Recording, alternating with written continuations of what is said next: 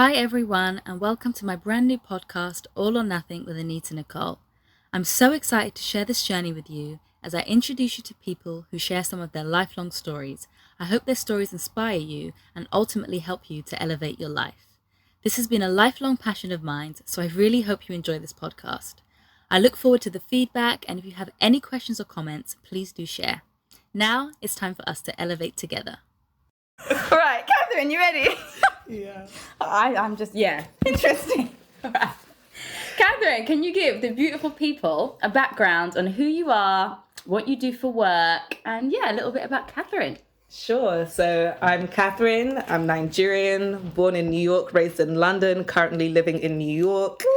I currently work at the Black Alliance for Just Immigration, where I'm the Gender Justice Program Coordinator. So I lead research and advocacy initiatives for Black immigrant women and girls. Amazing! You said that with a smile on your face. Yeah, man. What made you decide to want to leave the UK and study in America? Like, what drew you to the US? What did you find? What did you think you could find over there you couldn't get over here? Well, firstly, I'm a dual citizen, so I have US citizenship, which made it easy for me to make that transition. But I felt that there was a gap in the knowledge that I was getting in the UK with regards to Black history. Yeah. They didn't really teach us about any of our struggles. They didn't teach us about the British's involvement in colonialism or slavery. And they didn't teach us about also the situation with Black people in the US. Yeah. So I knew that most of the depictions and knowledge that I was getting was just from like media and movies and things like that. And I wanted to know really what was happening on the ground in order for me to really think about Black liberation on a global scale. Yeah. So I was like, now's the time to make the move at 18. Jeez, that's true. Like thinking back to for those that don't know, me and Catherine went to secondary school together. We've been friends for like 100 years. But history classes. What did we learn? Henry VIII. Yeah, we learned about Henry VIII and all of his wives for a very long time. I mean, did we cover? We had Black History Month. What did we cover in Black History Month? All I remember in history is that I remember the textbook, I literally remember the layout of the textbook. There was Martin Luther King. We read his little section, which was less than a page.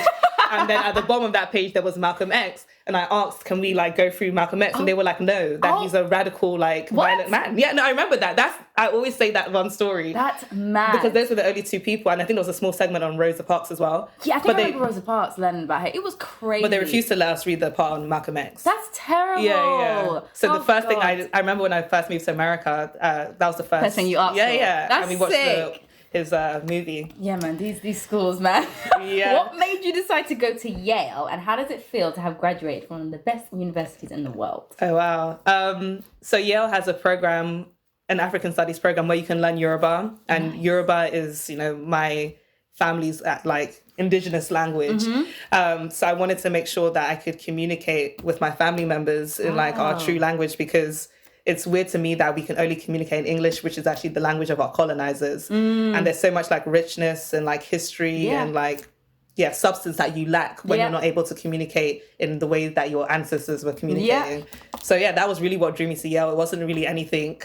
Is that the only university in America that offered that? There are other universities, but then also just the package that they can give you in terms of financial aid, which I think everyone should try and strive for, because university can be heartbreaking to your pocket, extremely expensive.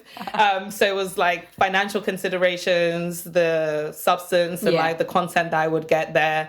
And I think those were the two really main things that made me go to Yale. And I think you asked me how it feels. Yeah, to graduate. It feels good.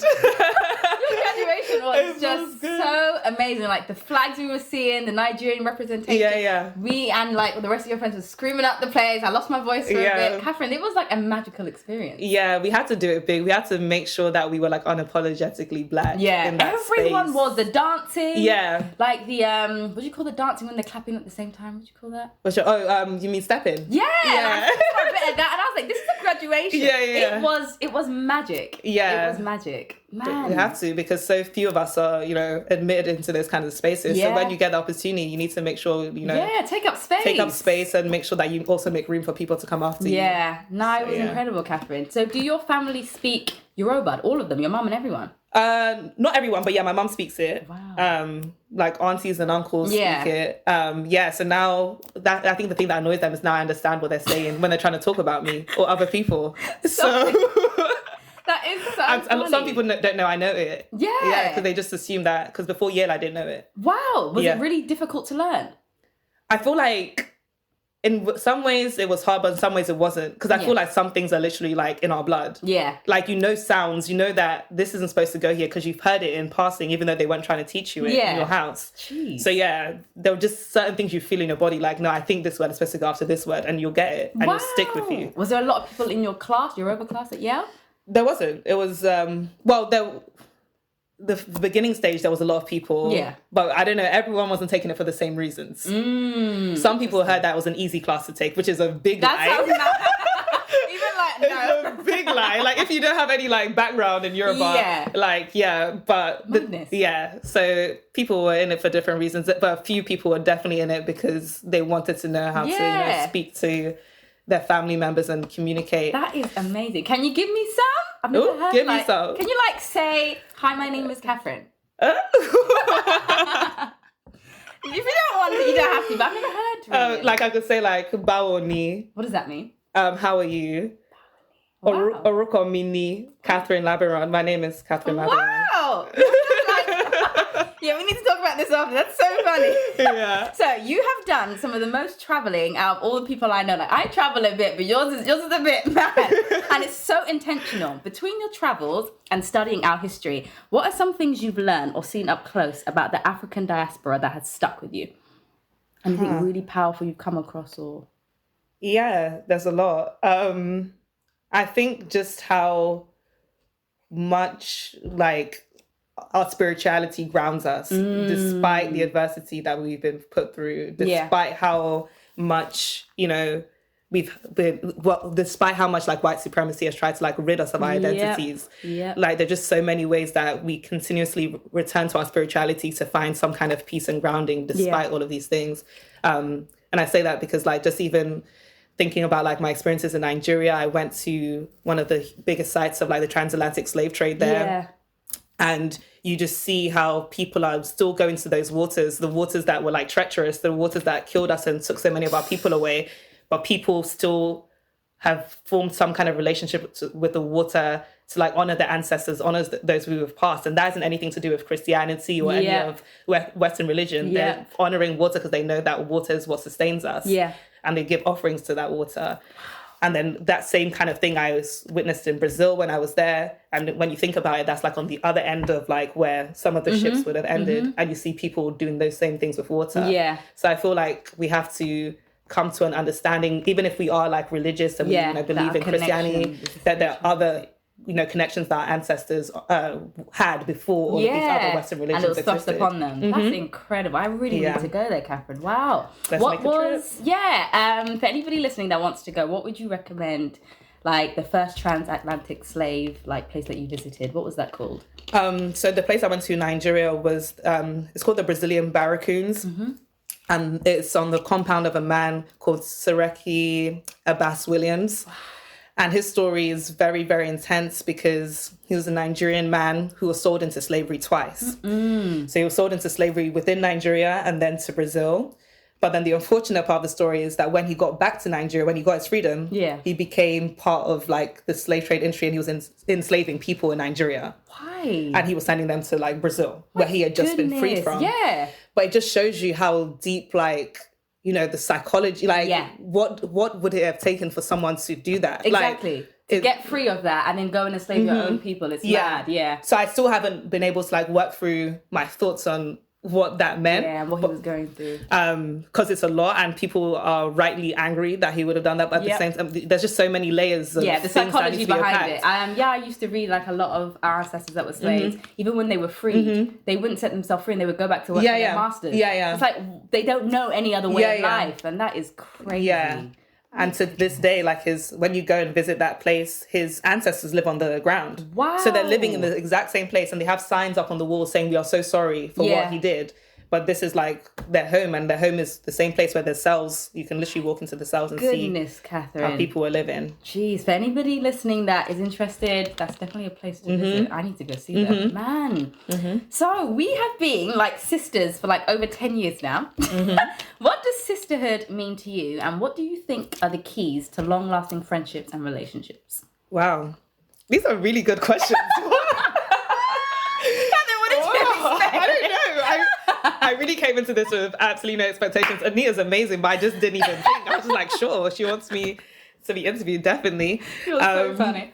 But no, sisterhood is absolutely everything. Like, it's the one form of relationship that survives, like, throughout life's ups and downs, throughout, like, even when romantic relationships go away or when family, like, situations are in crisis, like, sisterhoods just tend to withstand all of that kind of stuff. So yeah, I really value our friendship. I value, the role that you've played in my life, because I feel like I learned so much through my friends and from my friends. And it teaches you like a baseline for what you want from romantic relationships. Yep. Because I'm like, if I get into a romantic relationship and you don't even give me like half of what I'm getting from my friends. Exactly. I've always said that. Come on, like. I've always said it that. It doesn't make sense. And it's so true. If you can have long-lasting friendships, I think like, it really does set the base and the tone for how you move forward with your relationships. Yeah. Oh, man. It does. For anybody looking for advice on how to keep friends for over 10, 20 years. Like, you're going to be at my wedding, like my deathbed when I'm 80, 90. Hopefully I live to like 100. But like, we're going to be friends for life. What do you think you would say to people who are struggling with keeping, because it's hard. Some people, like, they move away, they move to different, like you live in New York, I live in London, but we're still super close. What advice would you give to people that are looking to keep their friendships intact? I feel like just communication is like a really valuable thing, and also to be okay with sometimes lack of communication. Because if you really think that, well, you have to be honest with what you want. Like, if you're someone who, needs a lot of communication, communicate that. But then also if you're someone who needs time and space and you're going through things, you need to have like a feeling and a sentiment of grace in your relationship. Where you know that, okay, I may not communicate with Anita like this week or in a few weeks. But I know that she still got me. And nothing has wavered. Nothing has wavered. You have to have that kind of bond that you just know who, you're in this friendship with. No matter the time or place when you see each other, it's like no time has passed. And to be very honest as well. Like, I feel like the friends that I have lasted over 10 years are people who don't always agree with me. Like, we're not the same at all. Like, and I like that. Like, you don't need yes men. I think a lot of people do it the wrong way, because they surround themselves with yes men and then they don't grow. And then they get frustrated. Exactly. And then your friends are just also like affirming that you're frustrated, you should be frustrated. It's an endless cycle. There's no one checking anyone. But I purposely tell my friends a lot of things. Especially when I feel like I'm, messing up, so that they can be like, this doesn't sound right. It's like, a true relationship. Like, leave him, stay with him. And I'll be annoyed in my head because I want to stay. But your friends have really got the best intentions for you. Exactly. That's really good advice, Kat. So, Dada, you've got two beautiful tattoos. One I've seen and one I haven't seen in person just yet, as it's quite new. Can you give us the lowdown on what they both mean and symbolize to you? Sure. So and describe it for the people that can't. I know, right? I'm going to give you guys the real description. That's so funny. So on my left leg, I have the map of Africa. And within the map of Africa, there are doors opening to more doors. So it's like an optical illusion that you can never see the end of, like, the stream of doors in this corridor.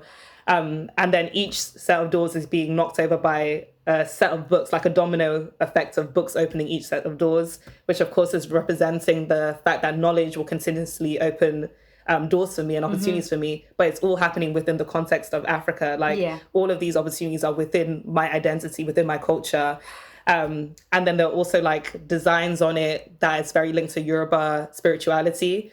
So the bit that West Africa is like lies on the map of Africa, there's a design of something called Opon Ifa, which is like Ifa divination tray.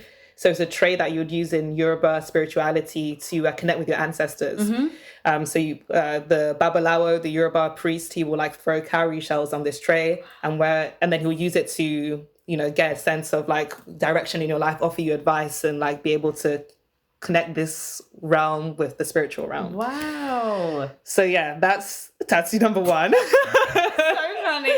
And then tattoo number 2 is very, very linked to the other tattoo, which a lot of people don't know. But it's an image of a sculpture of a mother and a child. And the mother has a bowl on her head. But this sculpture in Yoruba spirituality is used, the top of it, the bowl of it is used to hold the shells. Wow. That would be used on the divination tray that's on the other tattoo. Got you. So people would have both items in their house. Wow. And so the sculpture in the new tattoo is like of a mother and then a child figure, but then there's a lot of detail on it. Like the faces of both figures are actually of a mask that was found between, I think, the 14th to 15th century. It was buried underground in a compound in Nigeria. And some of these masks have been taken, across the world. Some of them are in the British Museum, Wow. So I wanted to reclaim these masks because they're some of the most beautiful masks and put it back onto, these Yoruba figures. That's beautiful, Catherine. I really need to see this one in person. Yeah. Regarding African spirituality, for people, a lot of Black people, they only know, because that was our home and our sacred religion before Christianity was thrust upon us. But a lot of Black people, we only know Christianity. What would you say to people who are looking to connect more with spirituality, but maybe a bit scared? They're not sure of what it is and what it means. What starting place would you advise them to begin with? That's a really good question.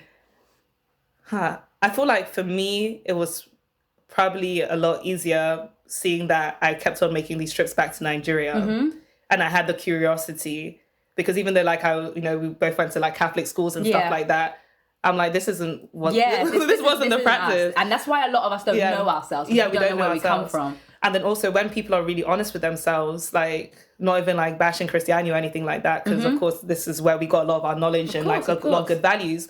But a lot of people I speak to, they don't feel spiritually moved in those spaces. They're hearing and receiving information, but their spirit isn't turning in any way. They don't feel refreshed. They don't feel like some of the things that I see people experiencing when they go to like, Yoruba spiritual like sessions, or like when they really are able to speak to like a babalawo or someone who does divination to really get that sense of self.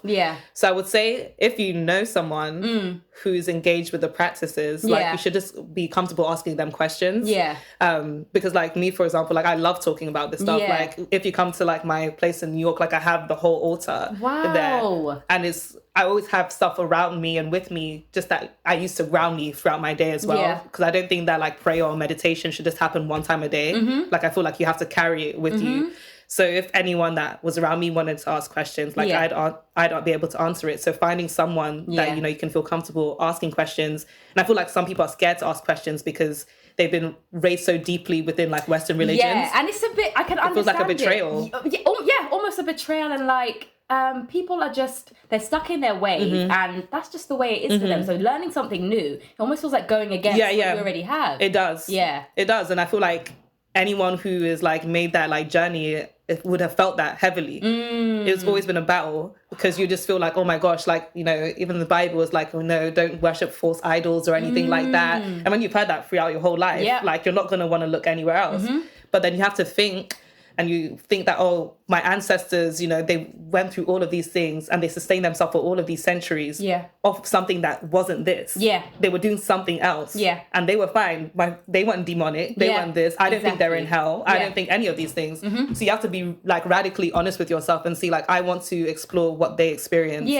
And if, God is so loving and like all of the basic values of God that like should be everywhere and in every religion, spiritual practice. I hear that, and we should feel that no matter what happens. Like that's the root of it. That's beautiful, Catherine. Wow. So you and I share something in common, which is that we both have mothers who are literally our heart in human form. What does having a mother that would truly do anything for you mean to you, and how has her undeniable love and support helped you succeed throughout your life? Oh wow, yeah. This question is very spot on. My mum is like absolutely everything to me. There's no like way that I could really summarize what she has done for me and how just seeing her navigate and excel and move through like traumatic experiences, how that has like given me so much strength. Yeah. So I feel like just having her in my life has allowed me to really think about the person that I want to be. Yeah. And that isn't an easy thing. Like she is so giving. Yeah. And so thoughtful and so caring that like at times where I feel like I'm failing in these things, like I have someone who I know consistently does it. Yeah. So I'm like, maybe I can try and have more grace and have more patience and have more like care and have more like love in my heart. So it's a consistent way of like checking myself, not because I'm trying to measure myself up to her, but because I'm trying to, in many ways, continue to move in her footsteps. Yeah, that's your benchmark. Yeah, exactly. Yeah. Same for me. It's just like, when I see my mum do things, I'm just like, she's just always at the background and forefront of my mind. I just want to be like my mum. She's like my first hero. So yeah, it's really inspirational to have somebody like that. I think we're really lucky. Some people, they don't connect like that with a parent. And I never used to understand, like throughout school, the people be like, oh, your mum's the best. Your mum's the best. Like, I don't understand. My mum just does what everybody else's mum does. But she doesn't. And when I got to like 16, 17, I was like, oh, I see the difference now. And I just feel like, like God, he just plonked me in a lucky family. And the same for you, Catherine. I really see that bond with you and your mum. I'm very, very grateful for it. Yeah. That's lovely. You were recently selected as one of 12 people from across the world to participate in the United Nations Fellowship for People of African Descent. You got to go to Geneva, which is amazing. Why are you looking at me like that? How was your trip? And what did that work entail? Sure. So this was actually my third time going to Geneva. Oh, why are you in? I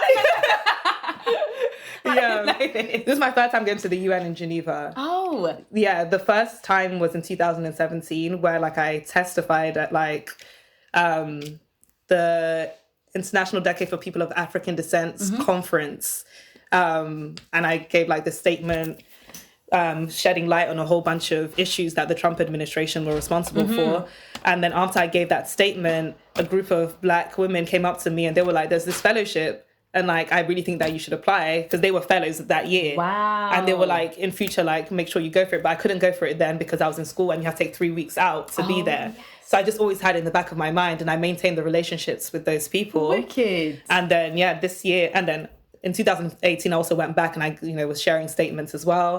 And then this year I applied for the fellowship and I got it, which was incredible. That's sick. So I was representing the US there, which was interesting as well, because you have this like Nigerian British person, but now I live in the US, so now I'm like the representative of the US. It's kind of weird. Yeah. But I was representing myself and all the different identities I hold. Like that's what I was making sure I was doing.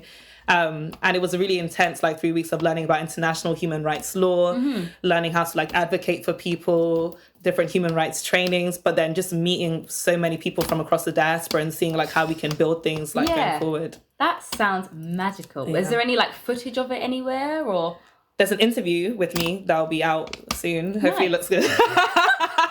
I'll be on the lookout for that. That's so funny. Yeah. What advice would you give to young Black women that want to study and travel abroad but are nervous if they don't really have anyone out there to rely on? And could you give a bit of a background about who you have to rely on in your travel, especially your uncle?